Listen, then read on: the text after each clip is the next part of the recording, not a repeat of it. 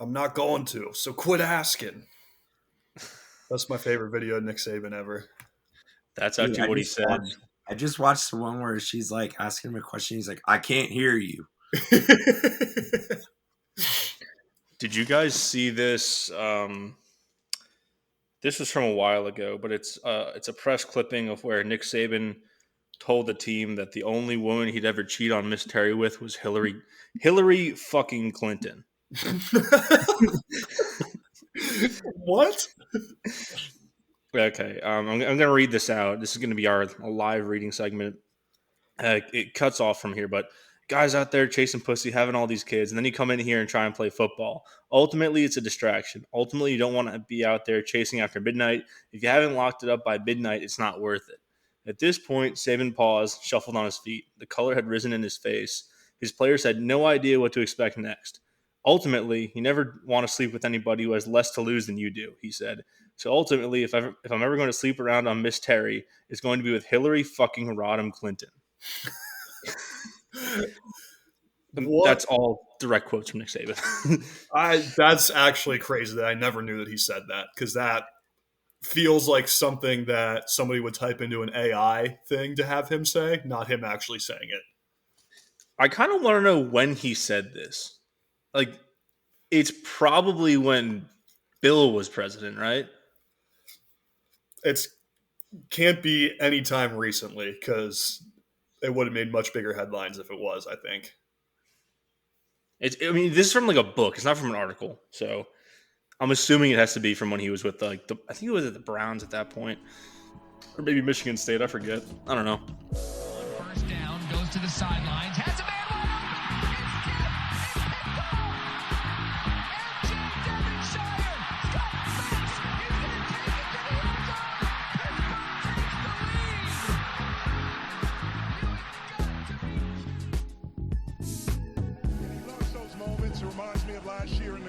St. John. And guys just stepped up. Blake hits a what the hell 3. You know, we're like, what are you doing? And he's done that all year. Klicka out to Bizzario. It's over. The Pitt Panthers have upset Wisconsin. Anybody if he hits his field goal. Up and got it. Sauls does it again. What is up, everybody? Welcome back to Simplify Podcast. I'm your host, Zach Kaminsky. I'm joined by my two co-hosts, Mason Vanderwood. Mason Vanderwood, holy fuck. We got married. Mason Kling and Kent Vanderwood. You can tell they're here, but before I introduce them, I do want to kind of lift the curtain a little bit on the podcast. We usually record on Tuesday nights. We're recording this on a Wednesday night. And I'm pretty glad we delayed it by one day because, as you probably figured out by now, you heard the news, you heard the cold open. Nick Saban just retired. What some would say out of nowhere. Like you said, kind of before we got rolling here, Zach, you knew it was going to happen eventually. I didn't expect it to be this year right now. I'm honestly shocked. I mean, I thought he'd run it back with the 12-team playoff opening up. Alabama always seems to get hot at the right times. I almost did this year. I will say, I have no idea who they hire. And the guy who has to follow up Nick Saban, book it, will be fired by 2027. There's not a shot. Dude, yeah, I really didn't think that Saban's last play as their coach was going to be that Milrow draw on 4th and goal. So... Yeah. This will be an all-time when you look back. Like, people are going to give Saban his flowers now, duly so. But you look at the last 10 years and what he's done for college football. Not to get, like, all sappy, but it is kind of like – I'm never, like, a huge fan of the guy, but anytime you see somebody who's had that big of an impact on the game just retire out of the blue, it's like, oh, shit. It was like that when Tom Brady retired. Like, I'll be honest, I fucking hate Tom Brady. I'm a Jets fan. I've hated him since the day I started, understanding football. When he retired, I was like, God damn, he really retired. And the same with Saban. Every year I wanted somebody to beat Bama. I rejoiced when he lost. But him retiring, the game's changed, man. And I mean, Pete Carroll just got fired. Belichick is reportedly on his way out. All the coaches that we grew up with who were dominant, had these dynasties, they're on the way out, which is a very weird feeling to have. Yeah. And Kent, you're right. I don't know why, but I always pictured Saban going out on top. Yeah. Yeah. To have that be the last, especially that play, and this kind of year be his last hurrah is crazy. I mean, not to say that his last 3 years were bad. Right. He only missed the playoff once, right? He missed it in 21, lost to Georgia last year in the title, and then lost to Michigan in the Rose Bowl. He lost the champion both times, obviously, but very weird. The only thing I really want is that a major network gives him an hour during the season every week to just talk scheme. Because if you ever look up a video of him talking actual ball and scheme and not just talking to reporters about the team, he lights up when he talks about scheme. And I mean, he deserves all the time off in the world, but if he wants to do something with his free time, I would appreciate that. That's a little selfish of me, but go enjoy retirement, Nick Saban. I'm also glad to be rid of you. He's got plenty of more time to come on podcast, maybe a Simplify podcast. We'll have him talk some ball on here. I would jump for joy. You know what? Nick Saban, if you're listening, open invitation. If you're listening, hello. And then also open invitation. I don't actually hate you. I was lying before. It's a respect hate. Saban never beat Pitt. How about that? Get you thinking. We're his white whale. Do you think he's actually done? Yeah, he's 72. I don't think when he was on top, he was at year in, year out a top 5 program. If he's retiring, that means he has nothing left to do. I mean, the man won 7 rings. Yeah. I don't think he's going to come back. I mean, he might do some booth stuff, which is different, but I think his coaching days are over. He wants to enjoy the rest of his life with his wife after working 60 hours a week every week of the year. Yeah, I saw something that he was going to be Lee Corso's successor on game day. That would be sick. Corso can stay as long as he wants to. So it's Corso crazy. Was falling asleep at the national championship game. Yeah, it's funny that they're getting Saban is the old guy, replacement guy, and he's still probably 20 years younger than Lee Corso. Yeah, those were some very funny videos. They were the tweets that were man, why they really are making Lee Corso stay up for this whole entire game.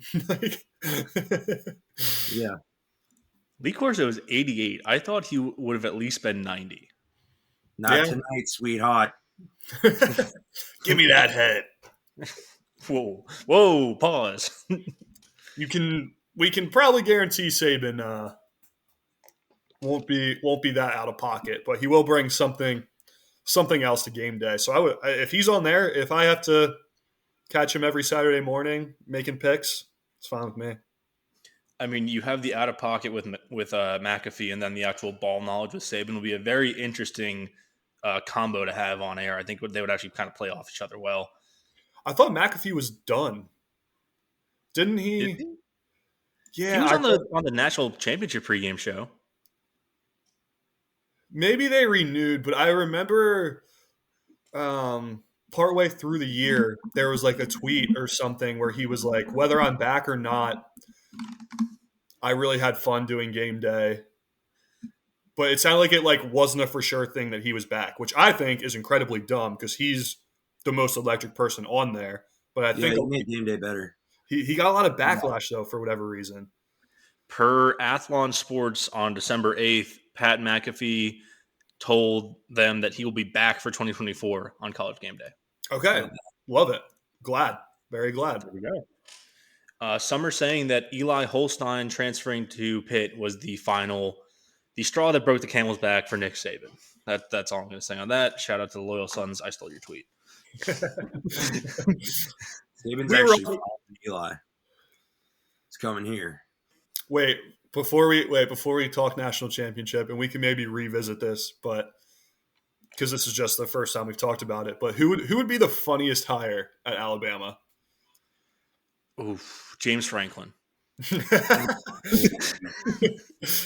What about Jimbo? What about Jimbo Fisher coming right back into work and going into Alabama? Jimbo would be great. Pat McAfee. Pat McAfee would be funny. I mean, personally, obviously, Pat Narduzzi would be hilarious, but that's never going to happen. Dude, to see Dion, that would be a good one. That would be a good Dion one. would be really funny because I think you would get like message board posts like trying to connect the Allstate commercials as like coded messaging, where Yeah. like it was like prophesizing the future. At Lane that- Kiffin would be really funny. on the set of the Aflac commercials, it was Dion, Saban, and the Aflac Duck, and that's where the torch was passed. Exactly. You would have a post that says that exactly. Yeah, I just did a Roll Tide message board. I saw Dan Lanning's favorite. I think that would be a good hire, but if I was Dan, I wouldn't take the job this time around. I would wait for someone else to take the job, probably get fired because they're following up the greatest coach of all time, and then take it when it reopens in about 3 years. Dude, but I do think the opportunity is there for the taking, but like, I don't know. You want He to has follow a up good thing going Saban? in Oregon right now. Honestly, he does. Like, and Oregon's a good program. It's like Oregon. it's not it's Bama. it's an upgrade in job status, probably, right? But like, it's not that much of an upgrade to the point of the pressure upgrade that he would get from taking that job. Yeah, and like Oregon obviously has a ton of buy-in. They basically have an infinite money glitch in Phil Knight, and it's not like he's a DC. Like that was his big jump to go from Georgia DC to Oregon head coach. Obviously, I'm not saying that Oregon to Bama head coach is not a big jump. It's fucking Bama for Christ's sakes. But one thing to think about is that before Saban got there, and this is like fucking 20 years ago at this point, Bama was like a 6-6 team who had like Texas and Auburn level boosters, and then Nick whipped them into shape. That is something you have to think about, is that Bama's reign was not a large product of Nick getting that booster core into order and not just it pre-existing for him there, say like Edo at LSU. You know what I mean? Yeah. One more name that would be really funny: Urban Meyer. Oh, that would be so funny. His name just gets thrown around anytime there's like a big open job, but odds are whoever gets hired here, it's gonna be a funny hire. Unless I think Dan Lanning does actually make sense, but I don't know. I don't know if Lanning was ever at Bama. I feel like he was. Well, there's something Alabama in that weird tattoo that he has, I think. I think he was at Bama. Dan Lanning Wikipedia. Let's check the old Wikipedia machine. Oh, he was a grad assistant in 2015, which was a title team actually. You could definitely draw those lines. Anyway, his first grad assistant job was at Pitt. Just reminding everybody about that one. We're on the tattoo. Let's go. So back to Urban Meyer. I'm looking at the 2024 Alabama schedule. When does Urban Meyer get fired in 2024 if he takes the Bama job? So they start the year against WKU and USF. I'm going to count those as wins. At Wisconsin, September 14th, bye week. Home against Georgia, at Vanderbilt, home against South Carolina. Then they have the rivalry game with Tennessee in Knoxville. They welcome the Missouri Tigers to Bryant-Denny. They have another off week because they start the year in week 0. They have at LSU against Mercer, at Oklahoma, and then home for the Iron Bowl. Honestly, with that extra bye week in there, that helps him out. But with that SEC schedule, those fans will be clamoring after that loss to Georgia, and then maybe they drop one more to somebody they shouldn't, and talks get loud. So that's the Urban Meyer special, right? He would always lose that one really weird game in Ohio State, like Iowa and Purdue come to mind. I got a big old circle on South Carolina at home Saturday, October 12th, when Urban Meyer would get fired on the field. Okay, that's enough. That's enough theorizing. Let's talk about it. The national championship game. Michigan wins 34-13. Is that right? I believe that was the final. Yep. Michigan 34, Washington 13. This was the worst good game I've ever watched. This was a good game for basically up until halftime, and then Michigan just kind of leaned on them. Like, I think there were a lot of points where Washington just didn't convert on third down or failed to score a touchdown where they would have been in the game for longer. I think they would have gotten in rhythm because they missed those plays, like that fourth down incompletion to Odunze comes to mind, where they could have been in this game or even taken the lead into halftime. They didn't. And eventually their defense just quit. I mean, they didn't quit, but they got overpowered by Michigan. And the analysis of the game is pretty much that simple, is that Michigan's lines were better than Washington's on both sides of the ball. Pressure ends up getting to Penix. You saw him obviously hurt at the end of that game, which sucks for him, but he was missing high all night, which I think is a result of maybe re-aggravating an earlier injury or just getting pressure all night by the Michigan D-line. I do want to. You talked about Washington's defense and kind of how they tired. I do want to give them some credit though, because after the first two drives of this game, or maybe three drives of this game, Two. I thought Michigan was going to blow the fucking doors off of Washington because they had no answer for the run game. It looked like they were just going to impose their will all game. Michigan's D coordinators, I guess, made some great adjustments because for the second and most of the third quarter until things busted, like that, the Washington defense held Michigan very, very well. Yeah, for sure. Like you said, Michigan only scored 6 points from the start of the second to the end of the third. It's really they did their damage when they got on the field in the first with those first two drives, resulting in long touchdowns for Donovan Edwards. And then at the end of the game, they scored 14. And I mean, granted, one of those is after a very long interception return, which, just took them one play. I mean, that was, again, that interception was caused by the Michigan defense. They hit Penix, he misses high, and Mike Sanders still just runs that ball all the way back to the 5. I don't really have a lot of other comments on this game. It was fairly like uninteresting. Like it really does come down to the line play. The more interesting storylines about this game are about the future of these two programs, with Washington basically losing everyone from that special offense, and then the always in question future of Jim Harbaugh, which I'm not going to make any predictions on because whatever I predict will not be correct. Yeah, really. This one really hurts if you're Washington, I think, because regardless of if Harbaugh's there or not, I think Michigan still has a better chance to kind of reload.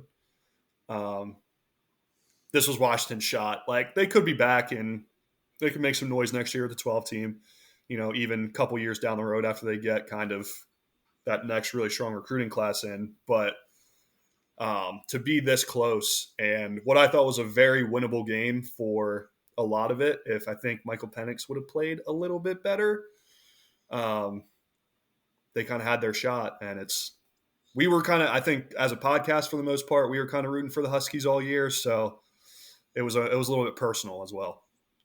Yeah, it was. I mean, it's hard to root against Mike Penix Jr. with his story, his injury history, him coming back to be a Heisman finalist. It did hurt to watch that final drive where he was throwing the ball and he was clearly in pain, like clutching his ribs, throwing the ball like half bent over in a squat. I do wish that even if Michigan still had won, I wish it had ended differently for Washington instead of like, I wish they'd gone out with a bang instead of a whimper, but you can never account for injuries. And even like you said, Penix didn't play all that well. The Michigan defense really got after him and confused him, made him make some bad throws. He got his team there, and he ran into college football's best defense. And sometimes that's just what happens. Michigan literally made them play Big Ten football. Yeah.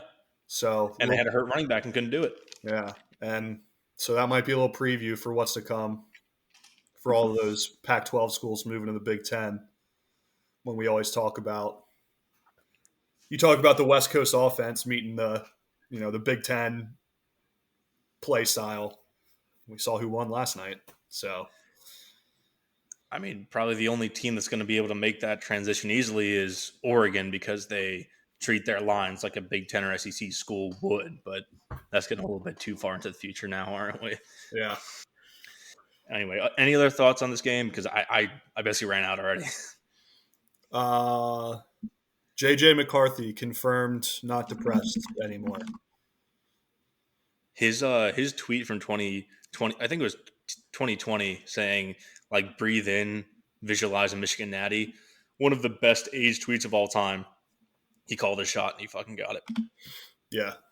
I guess they kind of highlighted it during the game, but they have a team psychologist that they have work with everybody. And I don't know if every team really has that.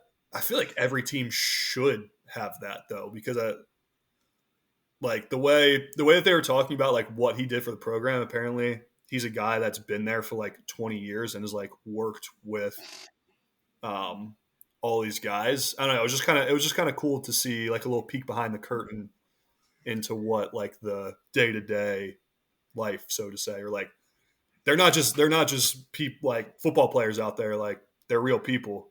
And I'm now realizing this sounds like kind of corny, but it was cool for a little bit during the game.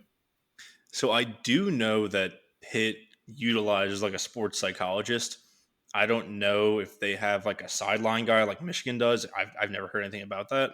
But you are right. It is a very interesting aspect that, it doesn't get coverage in any other team because Michigan's really the only team that's made it known, like the impact that one guy has on the program. And honestly, the results are there. Like JJ talking about his meditation and how he approaches the game. All of a sudden, he gets to the program, and they beat Ohio State 3 times, which they hadn't beat them since 2011, and 2 times this century. So I'd say it worked. Yeah. Okay. One quick note on Pitt football, before we move on to hoops. Pitt fired tight end coach Tim Salem, running back and special teams coach Andre Powell, and offensive line coach Dave Borbley. I think the latter two, the running backs / special teams and the O-line coaches, had to go after their jobs done this year. I think Tim Salem was just sort of a caught in the crossfire. He is a pretty decent recruiter, but he did not really recruit tight ends well, and he didn't really develop many tight ends outside of Gavin Bartholomew. So it was probably just his time to go from the program. Cade Bell's bringing his own guys.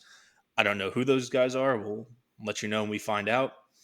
And we talked about it a little bit earlier. We got Eli Holstein, former 4-star quarterback from Alabama. The only thing I'll say about him is that I would not expect him to start right away. He has some pretty wonky and bad throwing mechanics that need to be ironed out before he is QB1. That's all in football. Let's talk some hoops. Let me just say I'm still hype about that because anytime you get a guy on your squad that at some point Nick Saban took a look at and said, "Yeah, we want him," I'll take a flyer. I'll take a chance on it. Yeah, for sure. Like I think he can be. I'm not saying he's bad.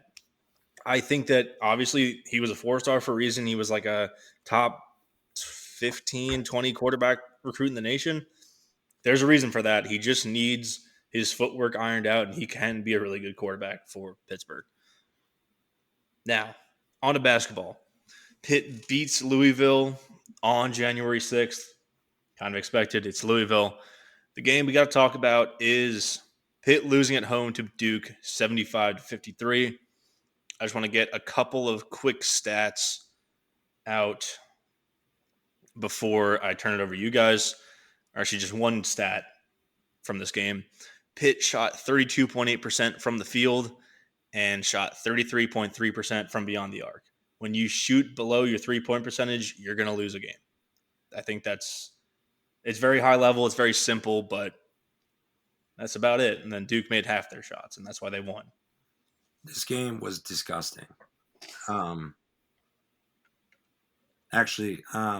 it was horrible offense, horrible coaching. Our offense was pretty much 4 guys on the perimeter standing around looking at the ball, shooting a ton of threes, not making any of them, not really attacking the hoop, and overall just terrible basketball. It's tough to watch. And I mean,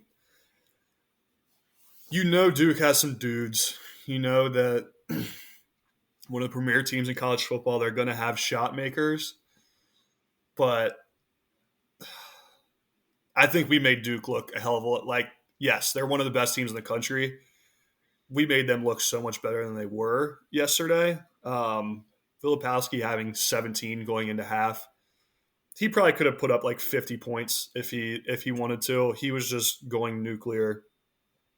They were just a superior team for 40 minutes, and it was tough to watch. I turned it all. I did the hand up.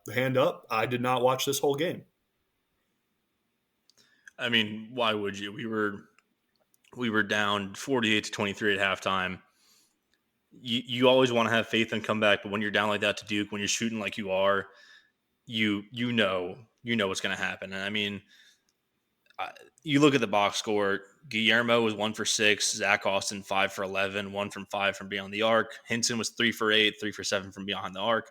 Carrington 4 for 16, 2 of 9 from behind the arc, and Lowe 3 of 10, 1 for 2 from behind the arc. That is, when you're starting 5 shoots like that, you're not going to beat a top 15 team in the nation. I think it's pretty much simple as that.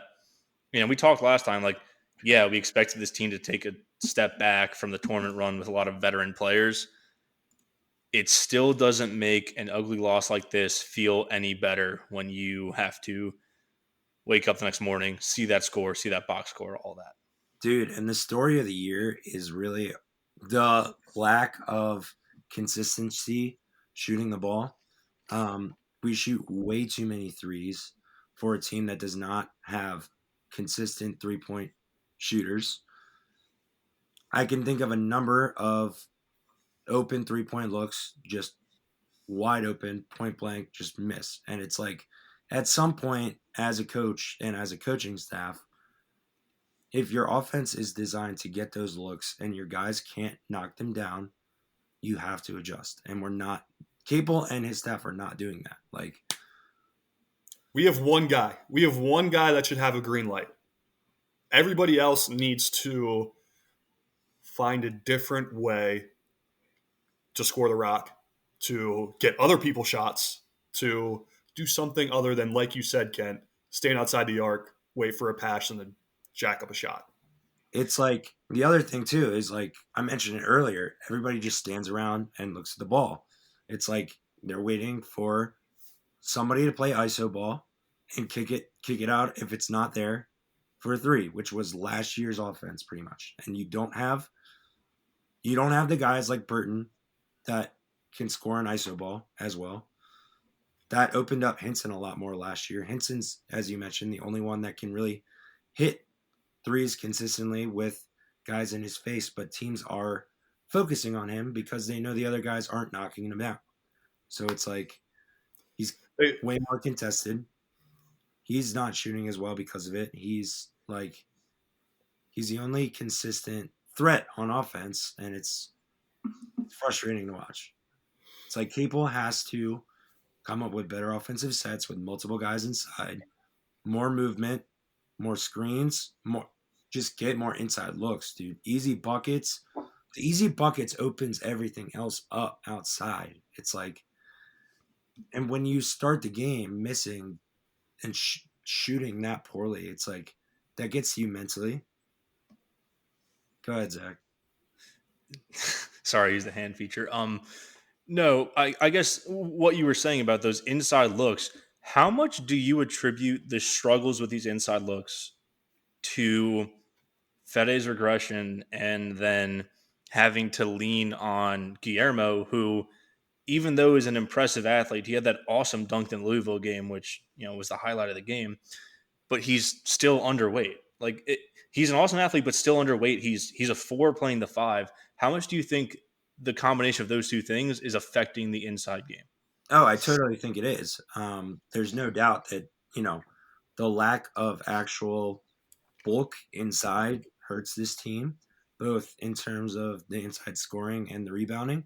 But at the same time, there's other ways. Like it's screens. It's better offensive half court sets that we simply don't run. Like we have inbound plays. Good.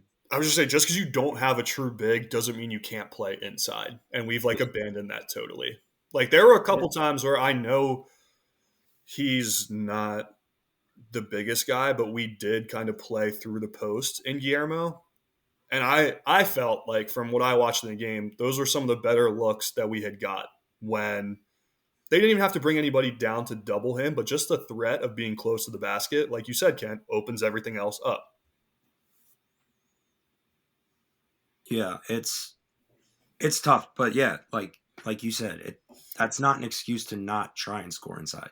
Like everybody knows about Hinson too. They said on the broadcast last night, but they were like, the games that Pitt loses is when Bub Carrington is the leading scorer. Because Hinson's not if you can limit Hinson, everything else just falls apart. And even last night, he was making some crazy threes. I don't know in the box score who ended up being the leading scorer for us, but Hinson still Zach was. Austin. Yeah, if Zach Austin's leading us in scoring, yeah. But you gotta, if it's not a Hinson night, if they're trying that hard to take Hinson away, something else has to be there. It's like dude, and the thing is too, I think. Sorry, not to cut you off. I think Zach Austin is a pretty good scorer inside, and they're not taking advantage of that. The coaches are not really using that. We've seen it the last couple games somewhat that he's starting to do that more. But I think, the first however many games of the season, we were like, he can't even get 10 points, but it's because they don't really play to his strengths. They don't.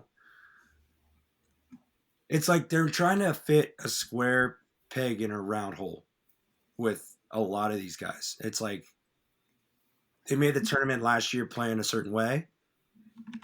Different guys this year.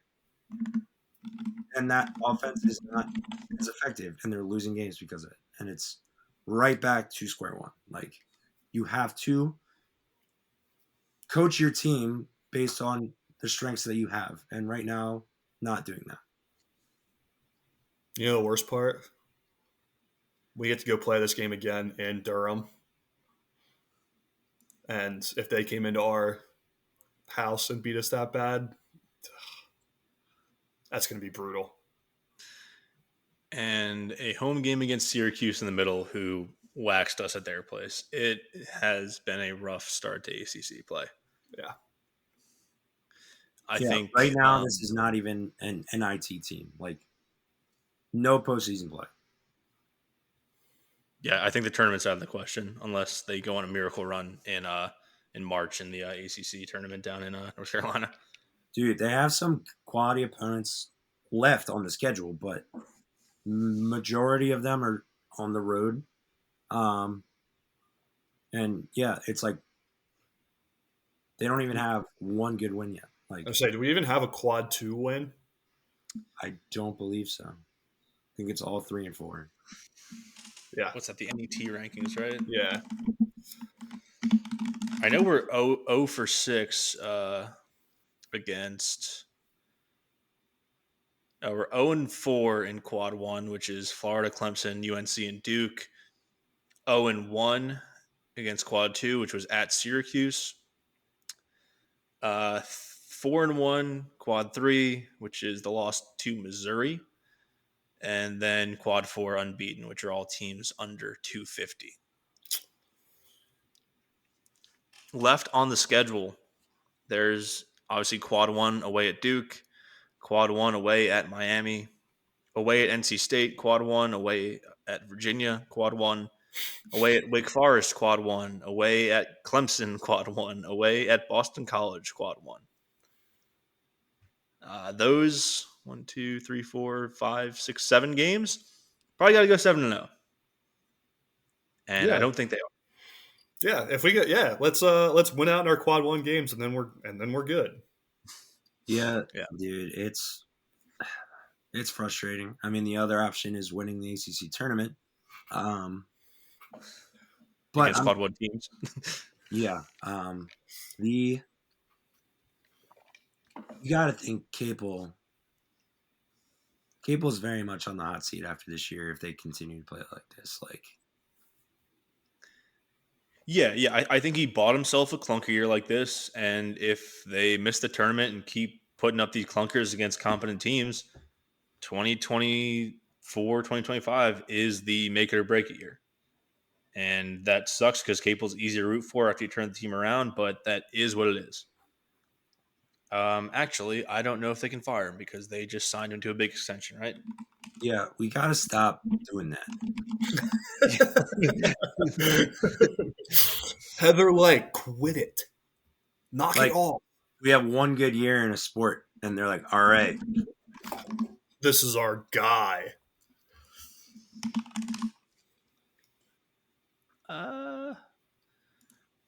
Jeff Capel is signed through the 2026 season, so it is not as big of a you'll be paying for 2 years of buyout instead of 5. So yeah. It's not as bad as I thought it was. Dude, I think if he makes the NIT at least, he buys himself next year. But if he doesn't even make the NIT with this roster, bro, he might be done. So it depends how we said he bought himself a year. I guess that really depends on how bad the year is. I think in our head, when we said he bought himself a year, that was missing the tournament, but kind of like being okay not missing the tournament. If we're just one win ACC team now, if we go string, I don't know, 4 ACC wins, I don't know if that does it. Yeah, if we finish 1-20 in the ACC this year,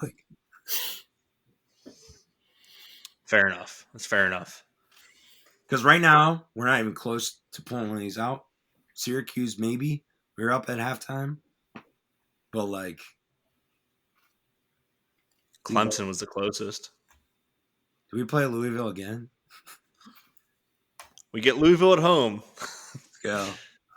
They are the only remaining quad 4 game on our schedule. Well, I do have something really, really breaking about the Louisville game, though. Did you see the dog? They had a dog performing at halftime, like one of those frisbee things. Dog took a shit right on the court. It was funny. That was all. That has been breaking poos. The poo podcast. Do we want to talk a little experimental NFL playoff show?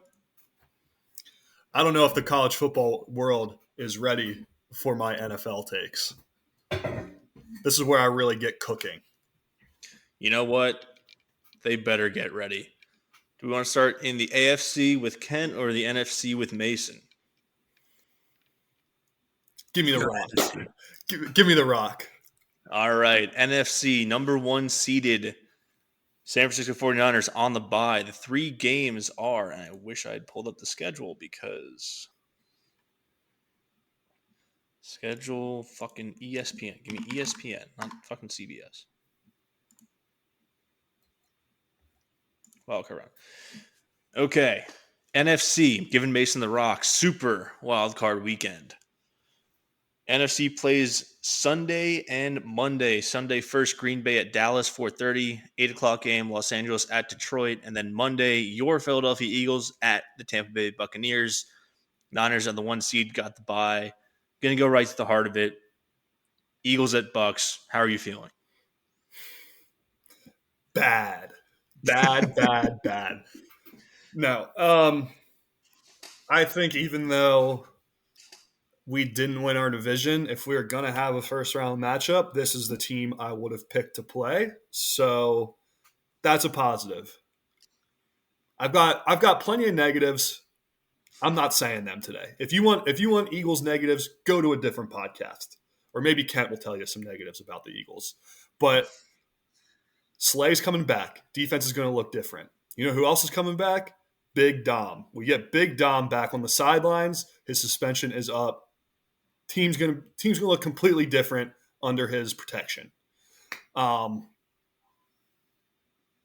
all I got for positives. Everything else sucks. They did not look good. They finished the season out 1-4 to lose that division race, lose the one seed race. I do have one more. I do have one more positive actually. Other than Tampa, I think for every other game that we play for the rest of the playoffs, we will be underdogs because we fucking suck. Last time the Eagles were kind of like underdog team, nobody believes in us. We went and won the damn thing. So hungry dogs run faster. There's your third positive. Okay, underdog vibes. Even though we're favorites this week, hungry dogs run faster. Kent, you got any negatives? No negatives. I just, imagine not having a bye. We're gonna get to the AFC, Ken. All right. Don't bust into the NFC's time slot here. Yeah. What do you guys think about the other two games? We got the Mike McCarthy Bowl in Dallas and the Jared Goff, Matt Stafford double revenge game. We've never seen a revenge game like this, back-to-back revenge games. Let's start in order. Green Bay at Dallas. I don't think Green Bay has a shot to win this game because they're not as good as Dallas. That's pretty much all the analysis I have. I don't think it's going to be that competitive, but it is the playoffs. If this was somehow in Lambeau, like if maybe you flipped roles here and Eagles win the division, Cowboys somehow like had to go to Lambeau, they lose that game 100%. But because they're in Dallas, they'll take care of business. Yeah. And then I think one of the more interesting ones is Los Angeles at Detroit. Detroit's first home playoff game in God knows how long. I'm not going to go look this up live, but this one I think is going to be the most fun out of all the Sunday games. Yeah, I like the Rams in this one. I like Stafford. He's got more to play for than golf, you think? Yeah, I do actually. Rams have been. I mean, it's tough to say the better team, but they've been trending in a better direction compared to the Lions. So, yeah, and I think the Lions are. Like, do I think the Lions are good? Yeah, but do I think they're as good as some people think they are? No. Would you feel different if that game-winning play against Dallas had been called correctly? No. Dude, the Lions would have had a shot at the 1 seed if that's called correctly. Yeah, Niners would have played their starters against the Rams the final week, but hey man, no hate against the Lions. Like I like this team. It sounds like you're hating the Lions. I'm just saying. My prediction for this weekend, I like both teams. I think they're both solid franchises, and I respect both of them. But I like the Rams in this match. I think I like Detroit more just because it's in Detroit. Because that fan base has been waiting so long for a home playoff game.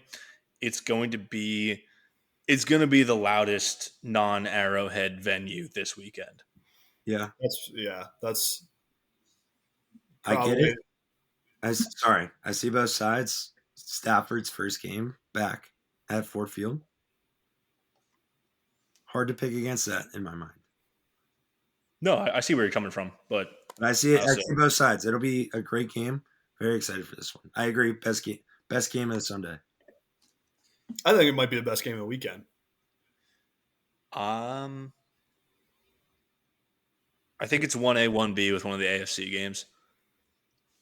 Speaking of AFC time, Kent, your 1-seeded Baltimore Ravens are on the bye. Give me a vibe check. Dude. happy I don't have to stress this weekend. But the last time we had the bye, came out super, super flat in the divisional round. So I hope the boys learn from that. There's not that many guys on the team from that team in 2019. But the guys that were there, I hope they take it seriously. And I hope we come out looking to fire off right away next week. All right. Basically, you guys are on opposite ends of the vibe spectrum. Meanwhile, I'm playing with the mock draft machine. Let's get into this AFC schedule. They have both Saturday games. They have Cleveland at Houston and 4:30 on Saturday. Miami at Kansas City, 8 o'clock Saturday. That's that 1B game I was talking about. And then Pittsburgh at Buffalo in the 1 o'clock slot on Sunday. Really quick, just go through Pittsburgh and Buffalo. Buffalo's going to win. I don't know if you guys like the Steelers or anything, but I think the Steelers snuck in because the Jags choked it, and I don't think they're going to make any real noise. Yeah, I hate the Steelers. Sorry to the listeners that may have liked the Steelers. But yeah, I think Buffalo wins this. If Kenny Pickett was playing, it might be a different story, but It's true. probably not actually true. But yeah, that's Buffalo was playing for like both the Dolphins and Bills last week were playing for a lot, knowing that whoever won was going to get that matchup compared to the other game you talked about, Zach, Miami having to go to Kansas City. That's a hell of a switch up right there. Pittsburgh at home to into Arrowhead is whew. Yeah, and the weather in Buffalo seems to be nasty. So that's just one thing to look out for. Are we getting a snow game? Or is it an ugly rain game? 1 second. Arrowhead, it's supposed to be I would 0 say. degrees. So. That's the narrative all the time with Miami, right? As they struggle to play in the elements late in the season. I don't know. I've got good news for you. Sunday, it's going to be snowing. It's going to be 20. The forecast is 21 degrees with a 50% chance of snow. And it will have been snowing since Saturday, according to this forecast. So, let's go. is it going to snow in Kansas City? I don't think so. I think it's just supposed to be bitterly cold. Which negative 6-degree wind chill. Yeah, which is cold. But of all the elements, I think temperature matters the least. They got all the heaters on the sidelines. Me and Zach did a deep dive into the trench coats that they wear. They don't have sleeves. The trench coats they wear on the sidelines don't have sleeves, we figured out. So, yeah, it's going to be cold as shit, but I feel like that would be better than it be cold and snowing or rainy. So, I don't know. I think a lot of people are on the under and on the Chiefs because of the cold. They forget that Miami can still run the shit out of the ball. And just because you play in Miami doesn't mean you're not from like a cold place where you're used to the cold. So that's my piece on it. Wasn't Miami really bad on the road this year, though? They were like 1-something. Yeah, and they were really bad against teams with winning records too. But we don't have to talk about either of those. When everything makes sense, that's when you say, fuck it. Yeah, dude. Yeah. I could see this game going either way, honestly, because the Chiefs obviously haven't looked great this year. We'll see if they turn it on now that it's playoff time. But if the Dolphins are clicking, like their offense is so explosive, Chiefs offense, as we know, has not been nearly as explosive. So, I could see it.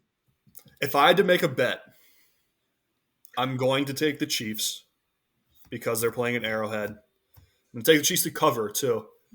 Because of the weather, because of Arrowhead. But also I'd feel much better about myself if I bet the Dolphins this game and the Chiefs go and win. After the game, I'm going to be like, you're a fucking idiot. It's the Chiefs. Patrick Mahomes in the playoffs. What are you doing? So I think for that, just for future me, I would have to take the Chiefs. Yeah, betting wise, I'm going with the Chiefs. Yeah, so see 2 degrees of kickoff. That is fucking brutal. Shout out to all the fans who are going to go sit in that miserable weather. At least it's not raining, because cold is one thing. Cold and raining is the worst. And then, like you guys said, I think I would pick the Chiefs too, just because it's in Arrowhead. Like, these are two offenses that can click and go. I wouldn't be shocked if Miami won, but it is stupid to bet against the Chiefs at home. Last game here, Cleveland at Houston. Houston is back in their Saturday afternoon time slot. All as things perfectly balanced as things should be. Yep. It's great. Do we think Joe Flacco has one more week in him? Dude, Flacco? You know Here, I love Flacco. Wait, can I say what I think Kent's going to say here? Go ahead. He doesn't want to see Flacco in the playoffs. He's rooting for the Texans this game because I don't think he wants to see that quirked up white boy Flacco in the playoffs. You know what, man? You're not necessarily wrong. And I'm not even saying from like a you're scared of him perspective. I just don't think he's a guy like you don't want to have to beat Joe Flacco. Yeah. Truth to that. I obviously love. Bear with me, folks. My voice is trailing me. I love the guy. January Joe is not to be messed with, dude. He is 5-0 in his career in the wild card round. Something to take note, but he hasn't played a playoff game in 9 years, which is crazy. He's playing really well right now. This game is going to be electric, I think. The Texans are a very good football team. I think if the Jags hadn't choked and it was Jags-Browns, I'm taking Browns 10 times out of 10. Texans, I think, will put up a much better game. And I could see this one going either way. Like Stroud, very good. I think the Texans have been playing well. Obviously, like Flacco's been lighting it up. We'll see. But yeah, if we end up playing Flacco, that's what the people want, I think. That's what the general fans.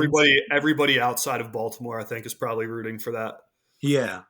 So, I think the Chiefs will win, and I think the Bills will win. So it's like comes down to the winner of that game coming to our house. So yeah, if we got to see Joe, we got to see Joe. Love him, but once that game gets kicked off, like strap it up, man. I think Flacco's obviously the big story, but I think the reason that Cleveland wins this game is their defense. Not exactly a crazy burning hot take, but Myles Garrett is pretty good at football, and so is the rest of that side of that ball. So I will say one thing.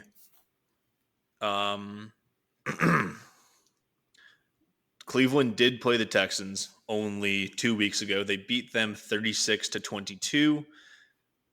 The only thing about that is that CJ Stroud did not play in that game, and they did have a kickoff return touchdown. So they only gave up 15 points to the Texans offense. Now, that's without CJ Stroud. Was that in You're Houston? right. That was in Houston. But you are right. CJ Stroud is not Davis Mills. He's not Case Keenum. Honestly, this is like all the AFC games. I feel like are much higher quality than the NFC ones, and I'm looking forward to both Saturday games. Sunday night game is pretty good. The other ones I'm kind of on, but just because Joe Flacco, Jet legend, I'll be rooting for the Browns in this one. Me too. Me as well. All right. Anything else? No, but for the record, I don't care who wins that game. You're being so careful, Kent. You're being so careful. I'll be happy for Joe if he wins the wild card run. I'll be happy for the Texans if they win because they've been playing well, and I like them too. It'll be. I hope everybody has a great time and plays a great game. Both teams are trying very hard. You know what? Kent wants both teams to get a lot of exercise and fresh air. He hopes the roof is open in Houston. And if he has to see the Ravens go against Joe Flacco, he is going to melt down. He is going to have a panic attack. And once they sack Joe Flacco, he's like, oh, no. Oh, God. Dude, I don't even know if it's about Flacco or like you don't want to play a divisional opponent in the playoffs. Like those games are always tough. Did you beat them twice? No, we split. Well, that's good. Yeah. Honestly, that's it. If you beat them twice, that's you can't beat a team 3 times. It's impossible. And if somehow the Steelers win, we'll play them a third time. Looking for our first win there, honestly. But the sitting our starters doesn't matter. Doesn't matter. To the people of Pittsburgh, it matters. Yeah. They already won their Super Bowl. Yeah. That's going to be all from us this week. Thanks for listening in once again. This has been Simplify Podcast. Follow the podcast on Twitter at SimplifyPod. We'll see you all next week. Hail to Pitt. Go Birds. I don't have anybody to say beat.